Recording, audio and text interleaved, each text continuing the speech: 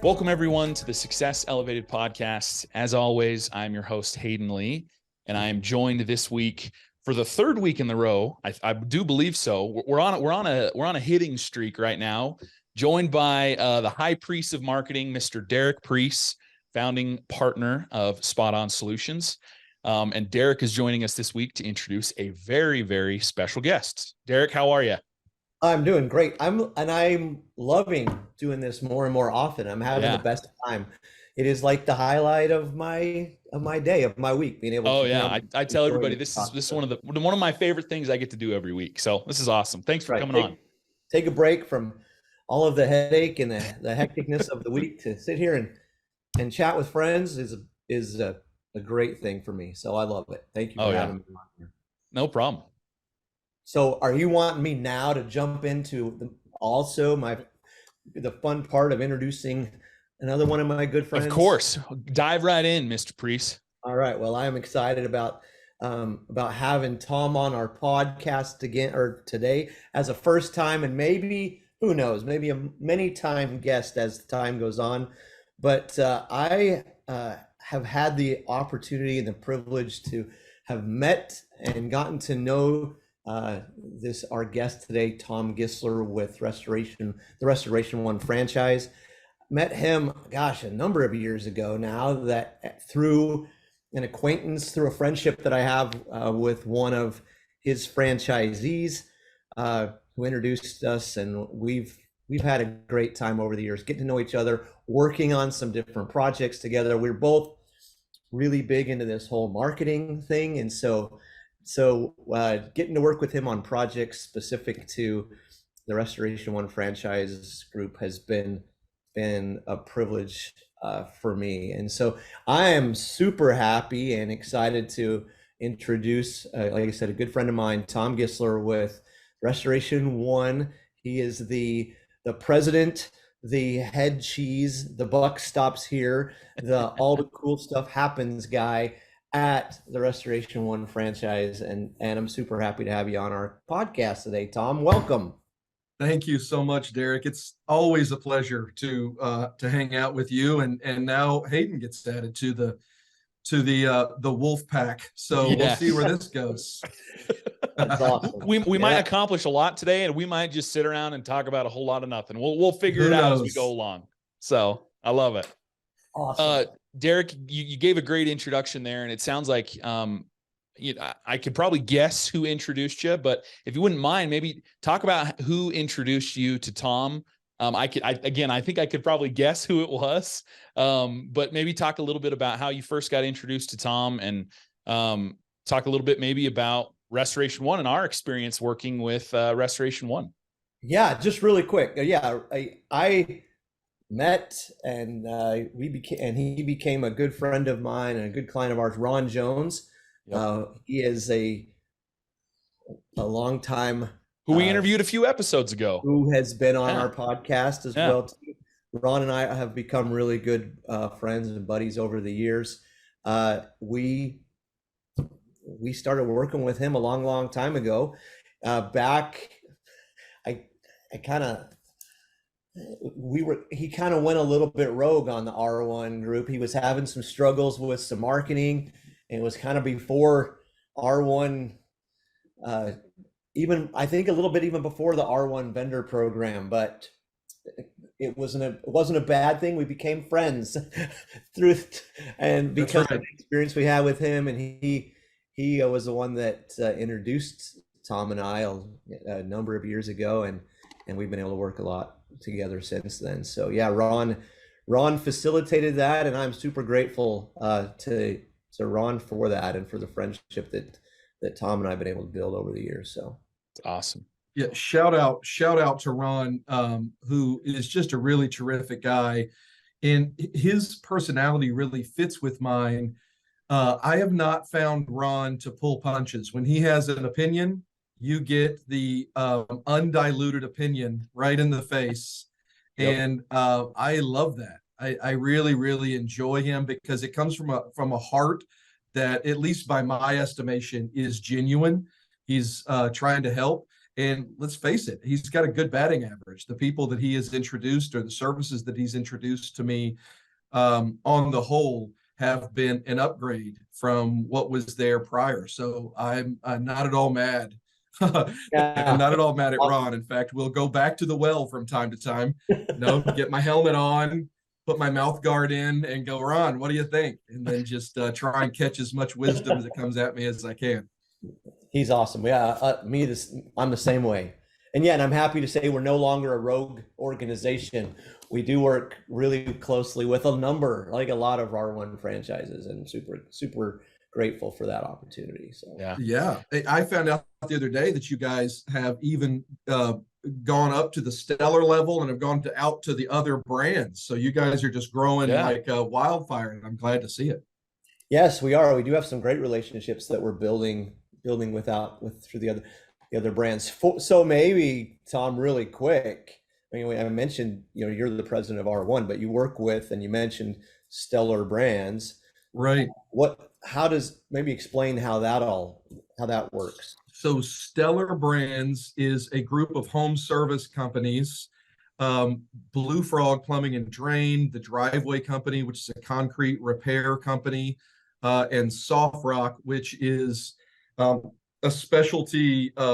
I don't even know. I'm probably not the right guy, but it's a rubber product. It's a surfacing product that you can use for any number of purposes. Everything from a boat deck to a horse barn to tracks and playgrounds and pool decks, and it's really, really cool. And those brands are growing and need all the help they can get on the marketing side. And so someone suggested you along the way, and now you're helping some of those brands. Stellar is owned by an equity group by the name of MPK.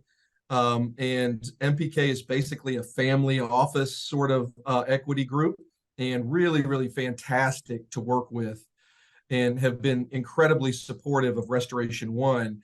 And yeah, we're really excited that we have the opportunity. You were introduced to me, and yeah, not only are you no longer rogue and very much official inside my brand, now you're official everywhere. So that's the best possible scenario for this to go. Fantastic. Thanks. Yeah, I think there's a lot of people that don't really understand, R1 is amazing on its own, but they're part of a family of great brands that give a lot of people opportunities to grow their and reach their dreams and grow businesses of their own. So it's really awesome. Tom, if you wouldn't mind, Derek hit at it a little bit there, talking about, being the president of R1 and what all that entails.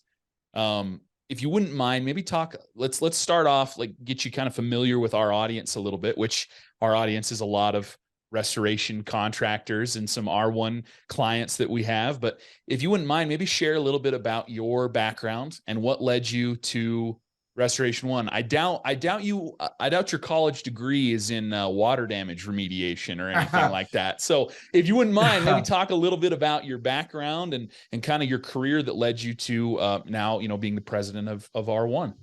Sure. Yeah. It's been a long, strange journey, and one that I have loved. Someone said to me the other day with restoration, they've always loved it just a little bit more than they hated it. And that's kept them on the path. And very much the same way, right up until where I'm at now, where I'm just fortunate to be in a season, at the very least, where my love far outweighs the problems that I have with the industry as a whole. But I fell backwards into it. My college degree is in Koine Greek and essentially biblical languages. And wow. Then I went to seminary, and I'm a seminary dropout. That's a whole other podcast. And okay. I had to find a job that wasn't pastoring, which is what I thought was going to be my life's calling. And so I got a job at Habitat for Humanity, which was this really wonderful gift that allowed me an entree into sort of working in a capacity that's not the pastorate, but but also it has a kind of a missional aspect to it. I don't know if missional is a real word, but it allows you to feel like you're doing something that's more than just simply driving profit to the bottom line. And so I sat there for a few years as the regional administrator for the middle of the country for Habitat for Humanity. But I had a growing family, a wife, and a couple of kids, and needed to make some money. And so I started casting my line around for another opportunity. And a friend of mine said that his brother worked for a company called ServPro, and they were looking for someone that could help them basically do field business consulting with their franchisees. And he thought that my experience in Habitat might be an interesting twist. So we met. I went to work for effectively ServPro Corporate. And after a few years at ServPro Corporate, I really fell in love with the restoration industry. It was the next logical step. Lots of profit, obviously a business acumen, but still retaining this idea that you were meeting people at a time of need in their life and could bring a real solution. And I was fascinated by this industry that I had never needed and never encountered, didn't know existed, but yet was producing wealth for so many people inside the ServPro family. And then I dropped down and went to the franchisee level with a guy by the name of Randy Meacham. And we grew a franchise to be the ServPro Franchise of the Year the last time we were there, and one of the largest, if not the largest, single franchise in the network at the time. And we were really, really proud of our work. I got recruited away to Belfour to run their Houston Gulf Coast office. Learned an absolute ton about large loss and commercial rebuild, and sort of elevated my thinking into what could be done on the project level. They had a management restructure that kind of left me without a real future in that company or a place to go. So I pivoted to PuroClean, and PuroClean was another franchise concept. I was comfortable in that concept because of my experience with the Green Guys.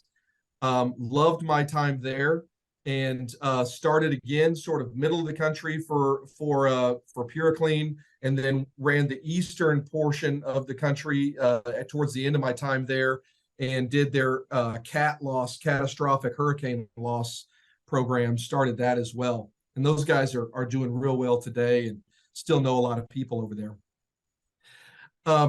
After PuroClean, I started a couple of independent concepts, one in Baltimore, Maryland, and one here in north of Dallas in the McKinney area.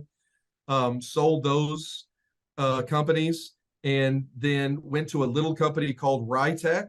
They really didn't have a nationwide presence. I'm not sure where they are today. And went to be their national sales director. And for a variety of reasons, certainly a combination of my fault and just sort of and other reasons, we parted ways unceremoniously after a year together. And it really put me into a kind of a tailspin. Up to that point, I had had a growing number of sort of successful encounters with restoration, with growing responsibility, and really kind of thought I was the cat's meow in restoration. And Rytech was just sort of life's opportunity to chop me down to size. And it sent me into basically a midlife crisis.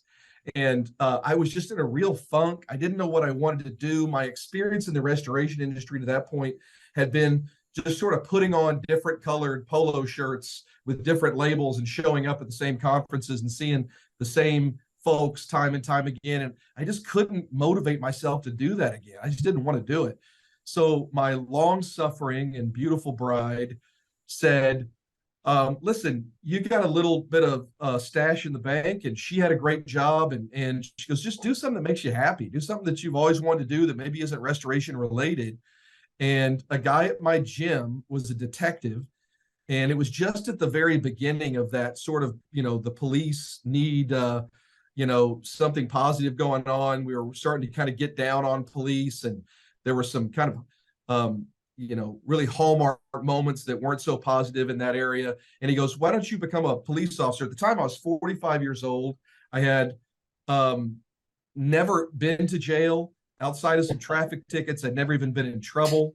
And so I had very little police experience, but I called them up. I was in Atlanta at the time, and I called the kind of APD, Atlanta Police Department recruitment line, thinking they were going to go, Grandpa, man, get back in your recliner and turn on Matlock. That's going to be the closest that you're going to get to this. And instead, they were like, hey, look, if you could fog a mirror and you're not like actively smoking crack right now, we'd be interested in talking to you. And so I went in and got hired. It was just the most amazing thing to me that was a possibility for somebody at my place in life, and that my wife was going to let me do it, and there was a real opportunity. And in my mind, it really fell into two kind of broad categories. One was I thought that I could jump in and with my experience and personality be a positive impact on policing somehow. I really believe that. Turns out not the case, but I believed it going into it. And then second of all, it was an experiment for me after many years in restoration. Could I learn new things? Could I just start over? And did my 45-year-old brain have the capacity and plasticity to onboard new information and new skills? And would it be fun? I mean, let's face it. I mean, there was the sort of the concept of driving fast cars and shooting guns and chasing people. And man, that looked like a ton of fun when I watched cops on TV. So let's go do it. And yeah, so I found myself being screamed at at the first day of a 6-month-long police academy training, and fighting and coming home covered in blood and other body fluids. And I really had the time of my life during this midlife crisis. And if you're curious, we could talk more about that. But it did come to an end, and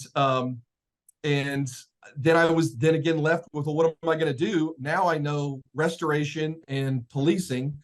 Obviously, policing there wasn't a future in that. So I started looking around for restoration, and there was a LinkedIn article, a LinkedIn post about they didn't list what the position was. They didn't say anything about it. Said, Restoration One is looking for this particular kind of guy. And I read it, and it was like a recipe for how to make a Gissler, you know? And I was like, I'm that guy. And what's crazy is that I called up. It was one of the first times I called anybody when I was looking for kind of something to do. And I got a hold of Sherry Rose, who was the COO at the time, little known to me. She was about to be the CEO. And I just started off the conversation by going, look, you can just stop looking because I'm your guy. I am the right guy for this position. And it sort of set her back in her chair a little bit. And so we started having a conversation. And the more I learned about Restoration One, the more excited I got, because as I would come to say frequently, they're a little bit of a zebra in the horse barn, meaning from a long way away, it looks like they kind of look like everybody else. But the closer you get to them, you realize this ain't a horse. This is some other thing entirely. And the more I learned about that, it really put my soul at ease, because I realized I wasn't going to just be putting on a different color polo and meeting all the same crowd and sort of explaining my last 3 years chasing people around Atlanta. It was a brand new thing. And I got incredibly excited about that. And as it turned out, my personality and my skill set 2.5 years in has indeed made me the right person for this job right now. And I have literally been, I mean, blessed isn't even the right word. I'm so fortunate to be involved with this brand and be in a position where I get to steer it. It's just been the most fun I've ever had. And so far in 2.5 years, there's not been a single day so far that I've woken up and not been excited to get to work. So I'm just living a charmed life, guys. Really, I don't deserve it. But I've just gone from fun to fun in my career, and it doesn't look like it's going to stop anytime soon. So that's sort of, That's in cool. broad strokes, that's the career. I'll tell you what, Tom, I don't think before we got on the call today, I don't think Tom Gissler was a former Leo was on my bingo card. I don't think that is really, really cool. Thank you for sharing that. I mean, that's your life experience, just talking about like, obviously all of your experience in the restoration industry, but then say I spent 3 years chasing people around in Atlanta. Like that's so cool. And I'm sure, fun. like you mentioned, we could spend a whole podcast just hearing the crazy stories that I'm sure you have. So, Oh my goodness. Yeah. I wasn't a fighter. I mean, my last fist fight prior to at 45 had been, way back, teenage years, probably right. somewhere. And again, just as a goofball, I didn't know that cops fought. Like I thought, maybe once in a blue moon you might get in a fight, but I can't speak for any place but in Atlanta. But in Atlanta, on your way out the door after roll call, you ding the bell and it's on, baby. You're going to fight somebody that day. Somebody's going to swing on you. Oh So, my gosh. Awesome story. I love that. Yeah, just the physicality of the job and really being less in my head and more in my body was really, really good. And then I'll sprinkle this and I'll shut up because we probably don't want to spend a lot of time go on ahead. that. But what policing did was it absolutely transformed my leadership style. And it gave me so many rich tools for leading people and handling difficult situations, and how to take the emotion and energy in a situation from here and bring it down to here, was incredibly good. And then maybe even more impactful to me personally was that it introduced me to an entire side of society that I had been walking and driving past my entire life and never stopped to get to know people who were truly impoverished, people who were born into very, very difficult situations, people who had become addicted to drugs or struggle with mental illness or both, that were living in the street, that if I just wouldn't have ever met or taken time to know. And policing put me right in the middle of that mix of people. And I got to tell you, man, on many occasions, there would be somebody in the back of my car that I had arrested for some reason or another, sometimes rather serious crimes, that we would, over the course of several hours during the arrest process, really kind of bond. And I would like them.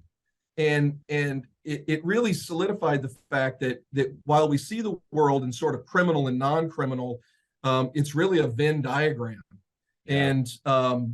And I think that my life could have gone very easily in some ways that would have put me in the back seat instead of the front seat.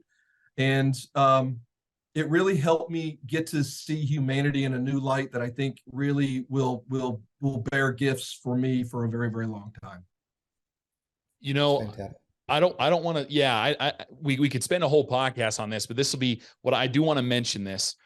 I've often thought, and this is the opinions of Hayden Lee, so take it for what it's worth, but I think there is something to that, Tom, that like everybody, maybe not everybody should, there's a lot of countries in the world that require some form of military service or, maybe not law enforcement, but some kind of community type service, right? At some point in their lives, right? My favorite NBA team is the Utah Jazz. One of their starting power forwards has to spend his summer. He's Finnish. He's from Finland.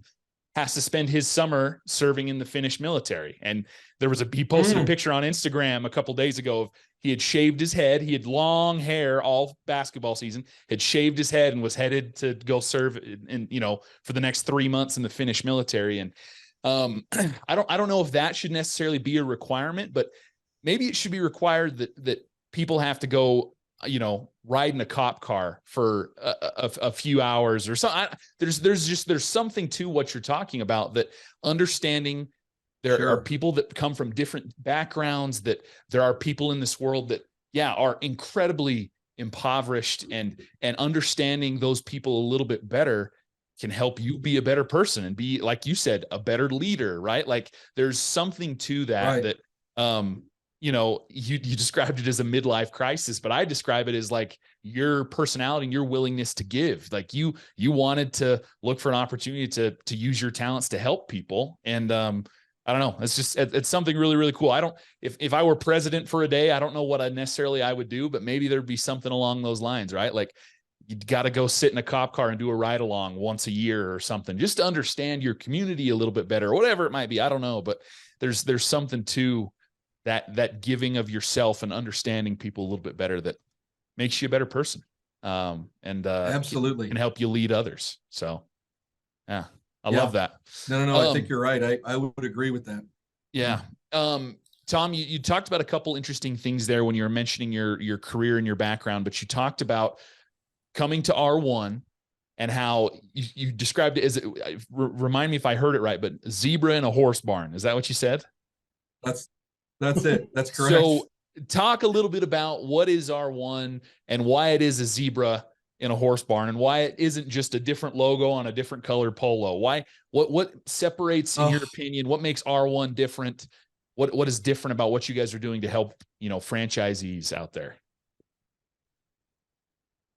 What a privilege it will be to tell you about this miracle that I get to be a part of. So, Restoration One was started by a guy I've never met. I've only heard his name. In fact, I only know his first name, Andor, in Florida somewhere.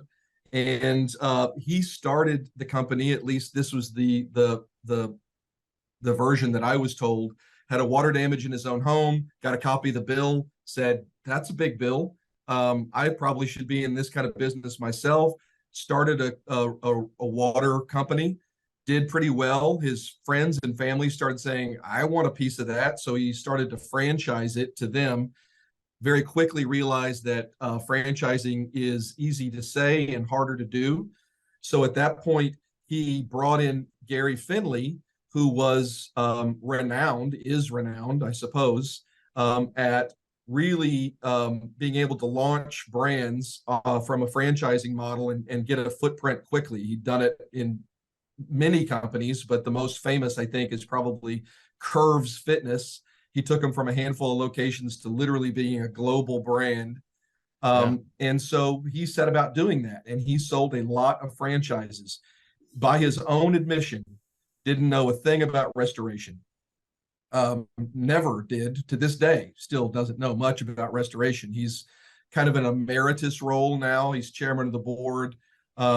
He's, done well in his life. So he's sort of in that kind of reflective mode of things, but still never bothered in his learning to learn much about restoration. So once it got to a certain size, he had the wisdom to start putting people around him. First was Sherry Rose, who had spent years in the Service Master family, including in their restoration side and other brands, who is just a wizard at organization and leadership in general. And then a handful of franchise consultants from around that had good experience. And finally, me, who had done kind of an accidental tour around the major brands, at least in the franchising sense, in restoration as well. So he kind of put talent in. And when I showed up, my first sort of default order of business was, well, what carriers do you guys have relationships with? And the immediate answer was none. And I was like, okay, well, we can start there. And they went, nope, pump the brakes. We don't want any relationships with carriers. And that was sort of the first of many times, and during learning about Restoration One, that it put my brain on tilt. I was like, what do you mean you don't want any doesn't everybody want to be in the programs? Mm-hmm. And their answer was no. And for a wonderful reason. I mean, just a reason that they were so sincere about that it seems hokey. And in today's very cynical world, it seems like it couldn't possibly be true. But it was, they saw the customer standing right in front of them, the client, the person that had the water damage or the fire or the fill in the blank. They saw that person as their primary motivation. That was the customer. And they would worry about getting paid by the carrier, but they weren't going to let anyone outside of that binary important relationship dictate what they did, how much they charged, what they saw as necessary to make that job both safe and effective. And they were going to stick to their guns and provide the highest quality customer service they possibly could and put that person right at the right speed for the right price, making sure that that individual, that homeowner or business owner at the end of the day was the one that was going to give them the review that meant something. Right. And man, is that some retro throwback stuff in the world of restoration. I had grown up in this ecosystem where really the carrier, no one said this, but this was just the reality. The carrier was your customer. And the homeowner or the business owner that you're doing some restoration for is really a hurdle you've got to get over. You're sort of sizing them up for, did you fill out the right forms? Did you do whatever? But that carrier is the one that's going to tell me thumbs up or thumbs down. That ain't us. That carrier will pay our bill and we'll negotiate with whatever we need to negotiate or whatever. But the person who's going to tell us if we did a good job or not is the homeowner we did the work for, or the business owner we did the work for. And just that subtle difference was enough to change the genetics of the company. Now, the franchisees themselves were this hard scrabble group of cowboys that had been put out in the world and essentially said, figure it out. And not only had they figured it out, but they had done a terrific job of figuring it out, and were by and large, on average, profitable and creative in the way they got their business. And so my job wasn't to come in and retool anything or bring my grandiose ideas to the table or whatever. It was to listen to my community, to mine that community for best practices, and then spread with my presidential butter knife those best practices across the board so that we could learn from each other and begin to bring the bumpers in so that we're a little more uniform every day, to where we more and more resemble a singular brand across the nation, versus a bunch of independents sort of operating that way. So it was a tall order, and it's certainly not easy every day, but the problem is interesting and challenging and ready-made for a guy like me. And I could not be more proud of the franchisees that are out there. Yeah, that's amazing. There's so much there with your franchisees. It really sounds like you took the time, to instead of a top-down approach, and it's probably gotten a little bit more top-down now as you guys have gotten bigger. But when you were first came on, it was much more the opposite, right? That the franchisees were the ones offering, hey, we should, we do this and it's really successful. Oh yeah, that should be a practice across the board for everybody, right? Or, hey, don't do this, avoid doing this type of work because this, really hurts our business, right? Like it almost was the franchise model in reverse, where you as the franchisor were taking information and taking feedback from the franchisee, which in my opinion should be how it's done, right? Like you should take, at the end of the day, you should listen to those successful franchisees, figure out what they're doing best and say, okay, let's apply this to everybody. And then everybody can be successful. So again, these are all rich subjects on their own, but I came into this with the idea that I was going to lead, and I had this idea of leadership, and the community very, very quickly taught me that what I had to do at the beginning was, to your point, listen. And what I've discovered is that the kind of leadership that's going to be most effective in this is continuing to listen, that in fact, leadership is listening. And so what I'm attempting to do, and guys, this is new. And I think the jury's out on whether it'll work, honestly. I mean, all the chips are in for me. I'm all in. But it's still very much an experiment, and I'm excited by the early results, but we'll see, is that the traditional franchise model tries to keep franchisees engaged by finding programs and feeding them and bringing in resources and sort of being the top mind. And the franchisees then become sort of more or less service centers for what's happening at the franchisor level. And I want to completely reverse that. I think the stickiness of the Restoration One brand is going to come from the community you belong to. And we're going to hit and miss at bringing resources to it. That's got to be that. And you're right, there's going to be some legal things and some brand things that happen that are going to have to filter throughout the network. But even that is going to, in every case that it can be franchisee led, it will be franchisee led. And my job is really the care and feeding of the community of Restoration One. And that if I do that care and feeding of the community of Restoration One properly, then, and this is the big hairy thing, so just kind of buckle up and try not to eye roll so obviously, okay? I believe that if I can get that community correct, if I can assist them in making that community more robust, that community can change communities across this country, and those communities can change cities, and cities can change states, and states can change countries, and we can be a part of a solution that goes far beyond dehumidification or disinfection or whatever else we might be doing at the moment. And we can actually play a role in putting this country on the right path again. That's as big as our vision is. And it all starts with community. And that's not a top-down thing. Oh, it's amazing.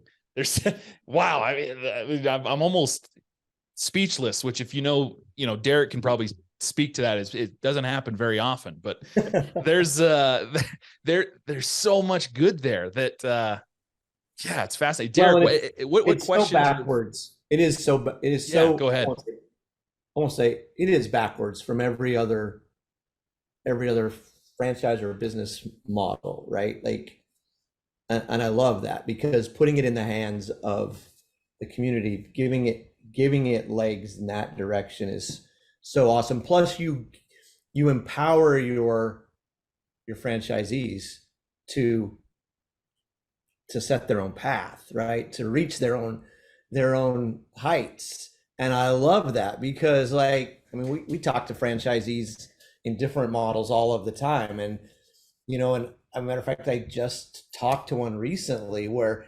everything is provided to them from the franchisor, right? And I have this image in my head of you've got the franchisor, and and they're the mama bird, right? And you've got all these little fledglings in the nest with their mouth wide open, doing the flap, feed me, feed me, feed me, right? And they're totally dependent, right, on, and and if that franchisor pulls away and doesn't continue to feed, that business doesn't have legs or doesn't have wings to stand on, right? And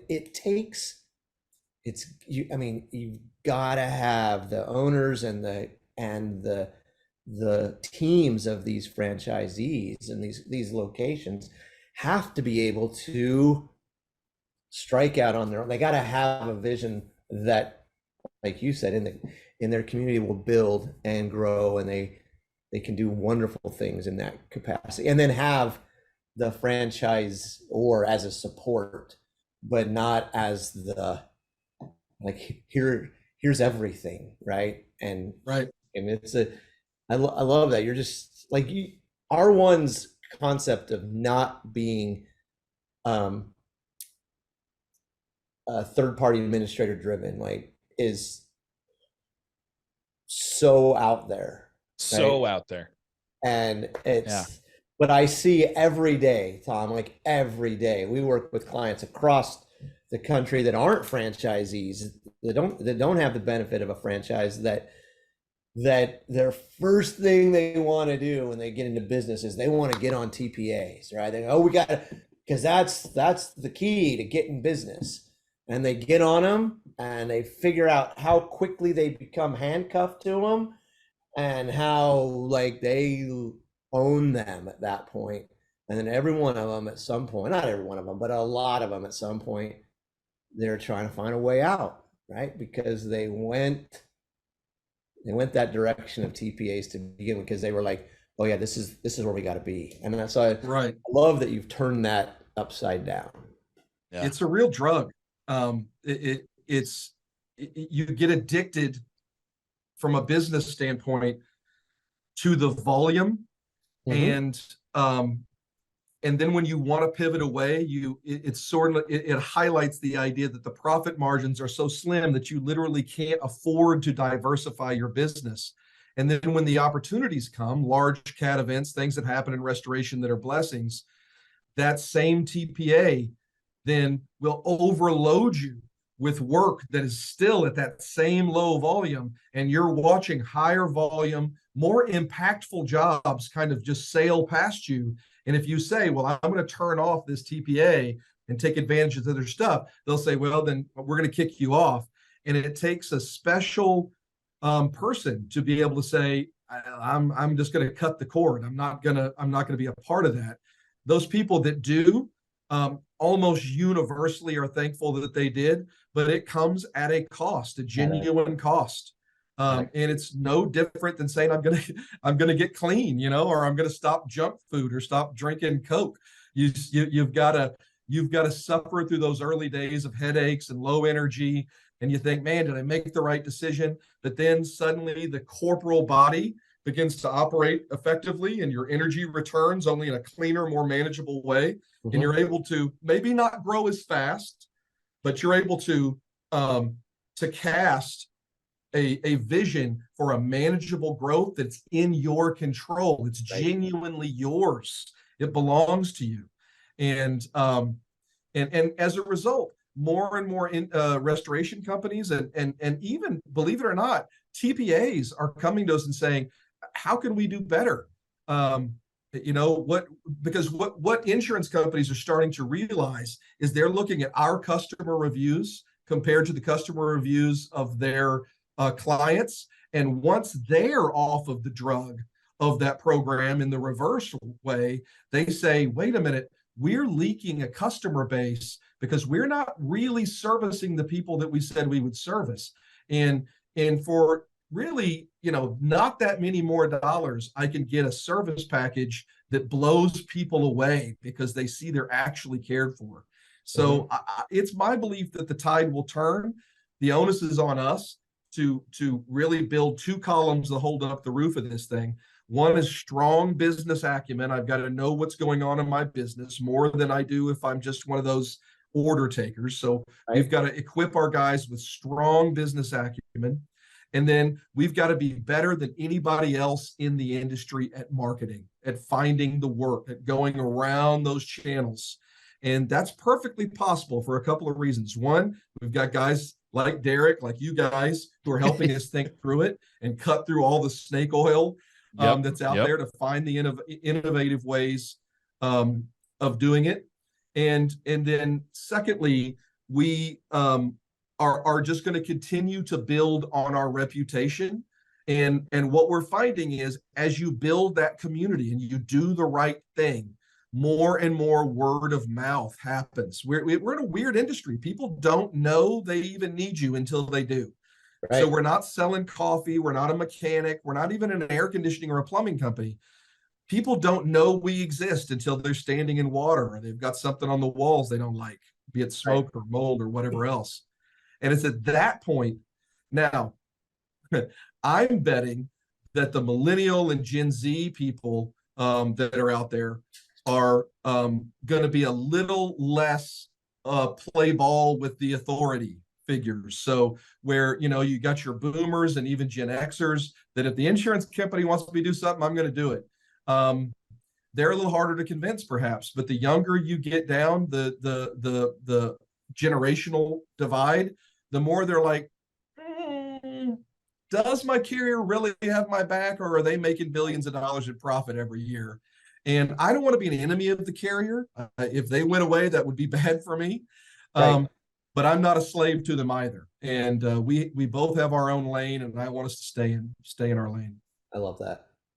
It's amazing. There's, the whole TPA work versus internal marketing is a conversation that we have with a lot of our clients, and a lot of our clients have found that, hey, we can replace this work by just bringing the business directly to us. We can go out and find those jobs if we're creative with our marketing, if we we work with an agency like Spot On Solutions, or, we talk to R1 headquarters and coordinate with a variety of different vendors, but really at the end of the day, they've, a lot of our clients talk about this. Oh my gosh, we were able to get rid of our TPA work because we were able to, get the phones to ring for us, and people are calling us directly, not calling an agency or a carrier and then hoping that work trickles down to us. We were able to get those jobs coming directly to us, and it ends up being a godsend because they get, their margins become better. They don't have to pay a third party to in order to get that job. They can get those jobs coming directly to themselves, which is, at the end of the day, it's a win-win for everybody. It's important to note that the insurance industry, and this makes sense if I owned a carrier, or several, as many of them do, because there's sort of the myth of competition. There'll be one entity that owns several brands, but their stated goal is the commodification of restoration work. They did it in the auto industry. Back in my early days, if you got in a wreck, you would have to find a body shop, and then they would have to coordinate. Now they've got their own virtual body shops, and you don't even know that it happened. It all happens very quickly, and they want to do that in the rest of the property industry as well. And frankly, it's my stated goal to disrupt that commodification. Yeah. I want to provide a customer experience that is more valuable than the profit of the carrier. And I think I can with your help. Yeah. I agree. It's amazing. I want to shift just a little bit here, but I don't want to go too far away from this. And I don't want to keep you for too long here today, Tom, but there's a piece of this that I'm going to play devil's advocate a little bit for. So, sure. But it's coming from a good place. So don't think I'm being negative in any ways, but being a you're a franchisee led company, right? The goal is that the franchisees provide you with information to know how you guys at Restoration One corporate, or whatever you want to call it, can do your jobs better, how you can help more franchisees. I would suspect, going back to use Derek's analogy of the baby birds, there are franchise organizations out there that they feed everything to the baby birds, and the baby birds don't really have to think for themselves. They've got everything planned out. They've got systems for everything. They don't really have to think day to day, how am I going to grow or scale my business? R1, you maybe require your franchisees to kind of think on their feet a little bit more. I would suspect that requires a different type of individual than someone that just wants to be a baby bird and fed everything, right? Like this isn't a franchise system that you can buy into and then just be like, I'm going to sit back and sit on a beach somewhere and just, start writing cashing checks, right? Like at the end of the day, like you've got to be a little bit more involved. Could you maybe speak to that a little bit, that the way you Sure. guys have set this up requires maybe a little bit different of a personality. It's not someone that can just sit back and just, this is really easy to just cash these restoration checks, right? Like maybe talk a little bit about that. Sure. I would love to be able to tell you that we had some sort of test you could take and it would spit out a sort of red, yellow, and red light on who's going to be successful in this. Yeah. It's crazy. There are people that I think, man, this person is going to cruise to success easily, and they struggle initially. Other people you think, oh man, you almost feel bad. You're like, well, I'm going to give this person a chance, but the deck is stacked, and they crush at it. So we've not quite figured the model out not model, but we've not figured out the system for identifying the exact right person.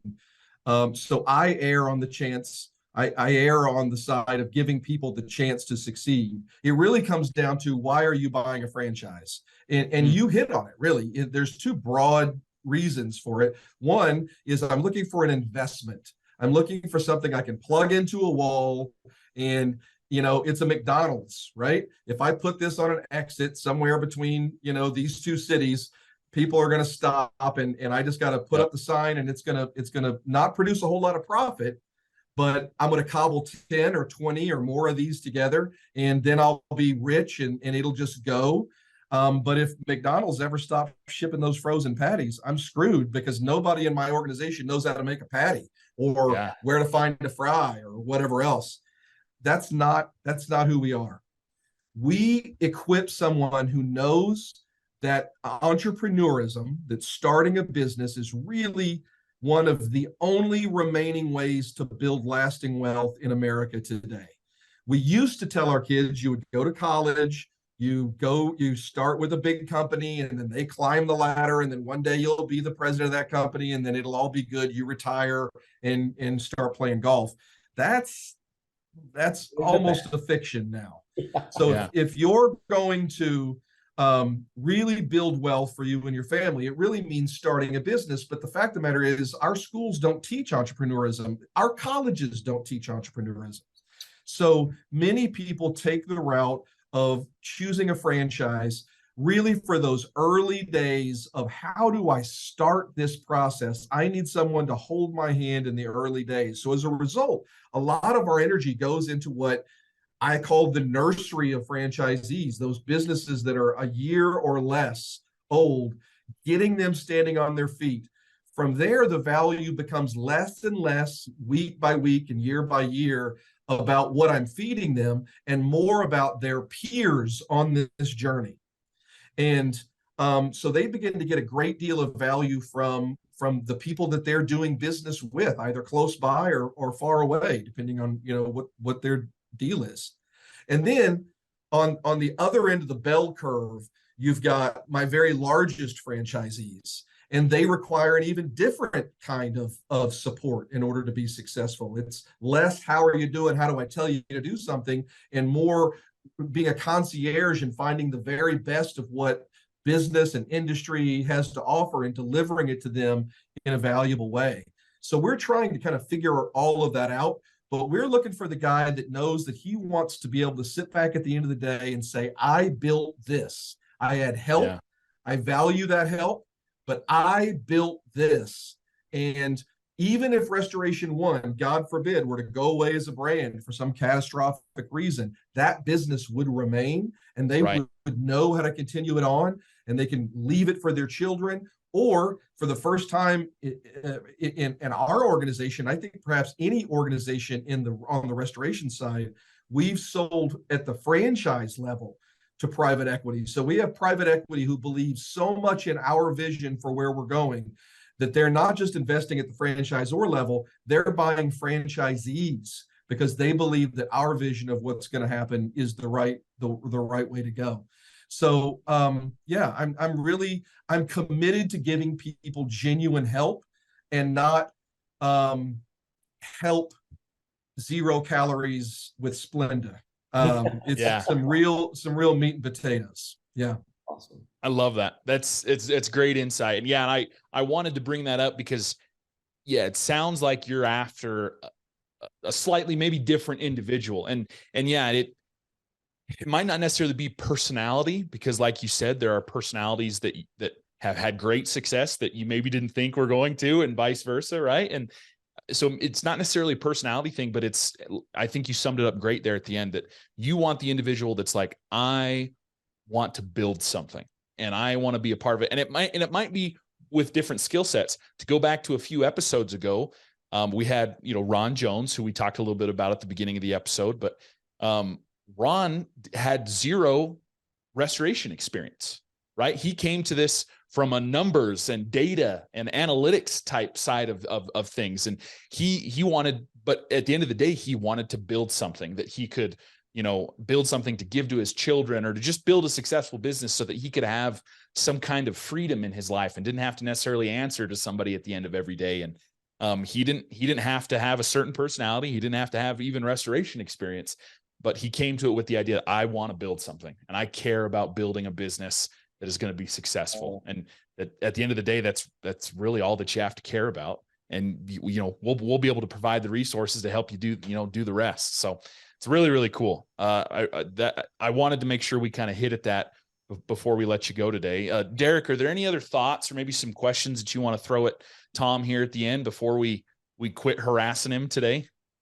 I've got lists of questions. We got to have him back on. We got to have him back on. I know. That's why I said we we can never accomplish all that we want to accomplish on one podcast. Yep. Although we could sit there and listen to him and learn from him for hours and hours on end, I think we definitely need to invite him back. So Tom, I'd love to be back. Yeah. love to extend the invitation at some point in the near future to have you back on, because I've got a lot of things from the perspective of the challenges that restorers are up against, the whole marketing side of things. Like I said, me and Tom have talked for a long time about marketing.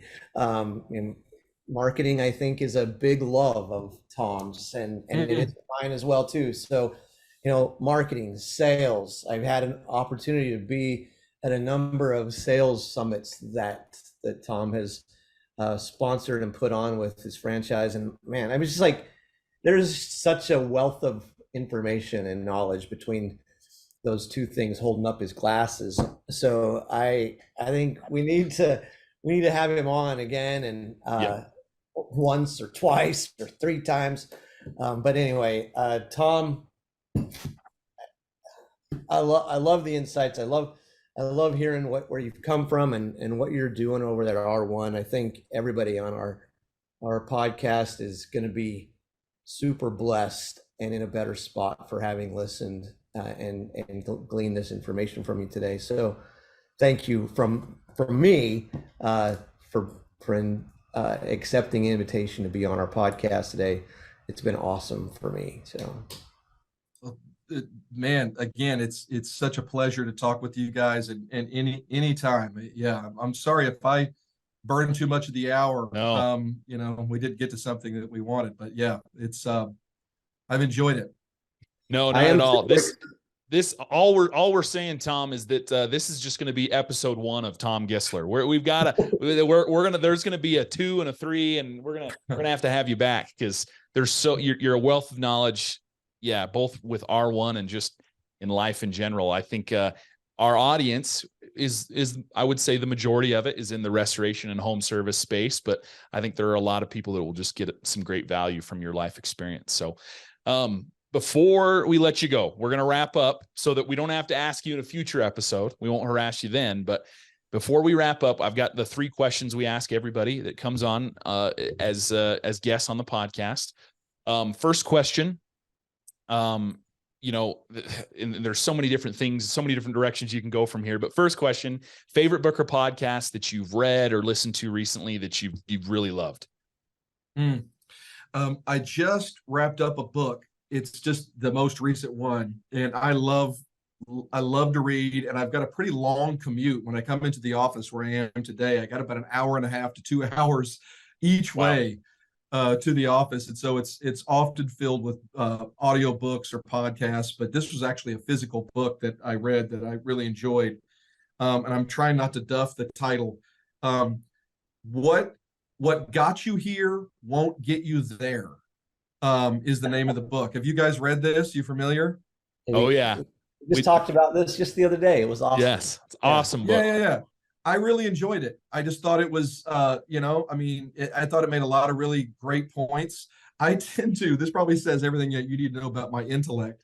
I really, really enjoy when people make difficult concepts simple and sort of boil them down.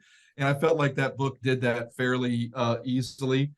So that was the reason. And in terms of podcasts, Huberman is a scientist that has a podcast where he just talks about sleep issues and body hacks and that kind of thing. And I'm at 51. I'm at the place where I can break my spine with the wrong sneeze in the shower.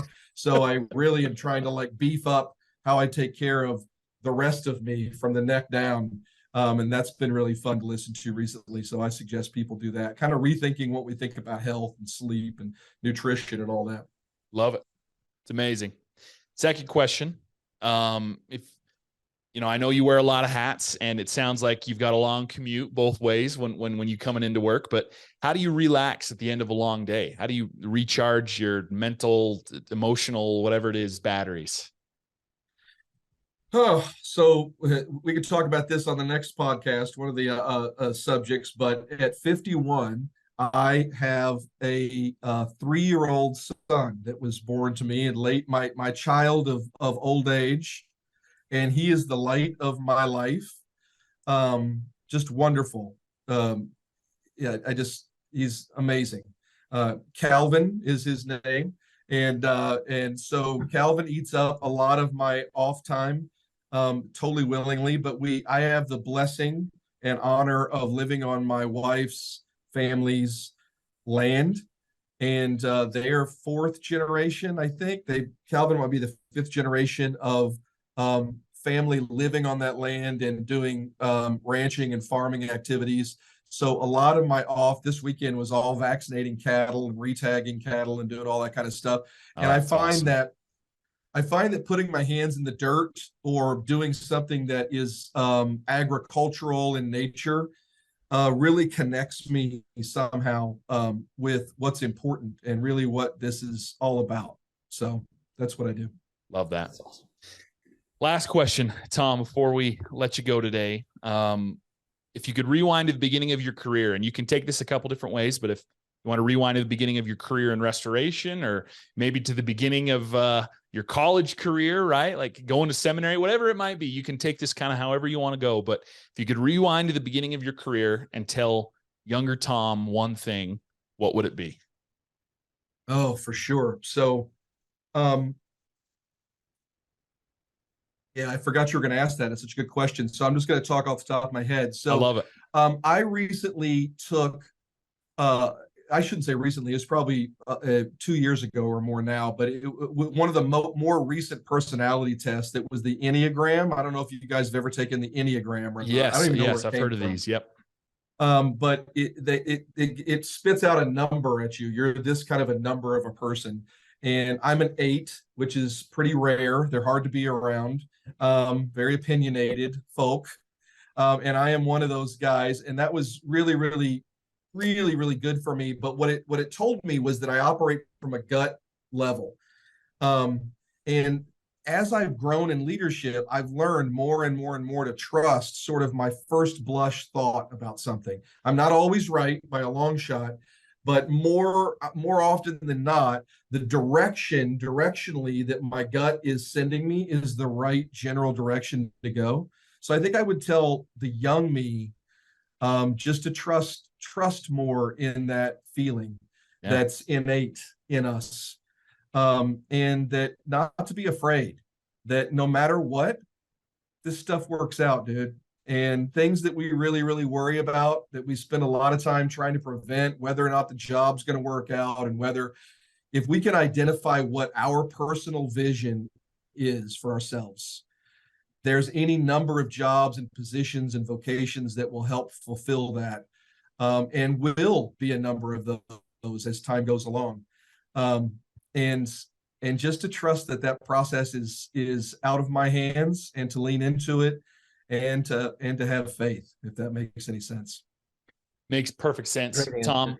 We've had you know, I would say a handful of the people that we've had come on the show have said something very similar to that. Trusting your gut, believing that it's all going to work out. That you know, something that man, it was a few episodes ago. I can't remember exactly who said it, but you know, the little things that they would stress about as their younger self, whether it was in college or even in high school, the little things that you're worried about, getting a D on a test or whatever it might be, right? Like in the long run, it all works out. And if you just trust that everything will be okay, trust your gut, that making decisions along the way, making good decisions, it'll all work out in the end. And I love that. That's great insight.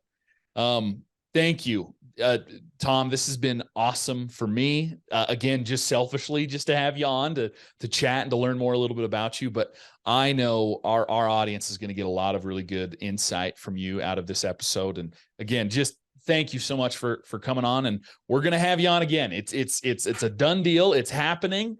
There's no argument here, Tom. You're not allowed to argue with us on it.